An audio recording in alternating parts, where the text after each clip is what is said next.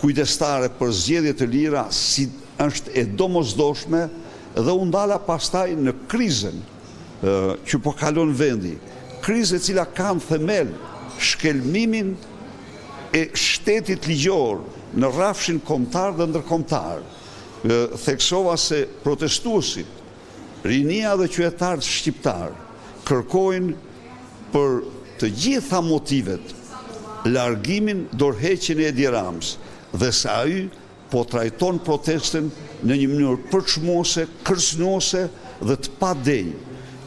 Garantova se protesta është e pandalshme.